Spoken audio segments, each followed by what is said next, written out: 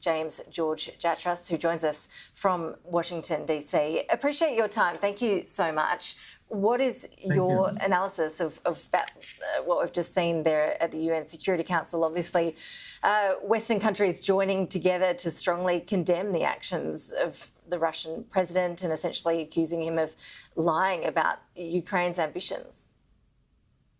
Well, you know, up till now, the Russian position has been that the Minsk agreements need to be respected, which start with negotiation between Kyiv and the Donbas republics.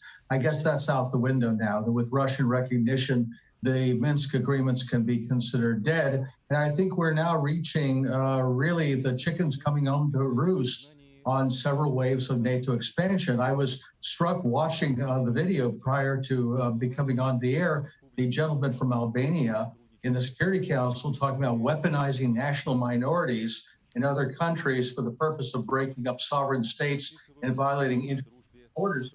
What does he think happened in Kosovo in 1999, which is right on his border, and his country was at the forefront of promoting? So I think we've really entered a new territory now in terms of the security situation in Europe and what Russia has been asking for in terms of security guarantees, which they're clearly not going to get. And now, as they have said in their ultimatum of a few weeks ago, they're going to take unilateral action, and we're beginning to see that now. And so what happens next? What do you envisage this so-called peacekeeping group looking like as this does start to flow through? It's an interesting question because as far as I've been able to tell, the Russian recognition of the Luhansk and Donetsk republics does not specify the borders within which those republics exist from the Russian point of view. Because let's remember that the current Donbas republics within the line of control are not the full extent of those two oblasts within Ukraine. So if Russia is recognizing them, are they saying now they have the right to help those now sovereign republics extend their rule to the other areas of Ukraine currently controlled by the Kyiv government?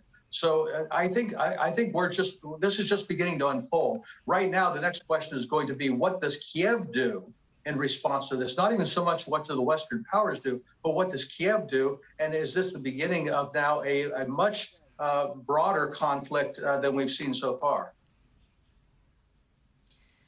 You are a former US diplomat and advisor to the US Senate Republican leadership. Was this inevitable, do you think? Was it inevitable that the talks, the negotiations, the diplomacy we've seen really intensify in recent weeks was going to end here? Well, as an optimist, I like to believe that nothing in human affairs is inevitable. But I think when we look at the response that President Biden and Secretary Blinken gave to the Russian demands for security guarantees in the face of the repeated ways of NATO expansion, as I've said, and they flatly rejected those and said we will only talk about some of the secondary issues, although it was clear that the French and the Germans were willing to talk about those issues. And in fact, President Macron has been quite clear that he's been trying to put together some kind of a shuttle diplomacy between the Russians and the Americans, and I think he has Germany's backing for that. But that is not where the center of gravity is. I think, for what better or worse, that Washington and London's line is going to prevail here, and we're going to see a great heightening of the international situation. Was it inevitable? I don't think so, but that's where we are now.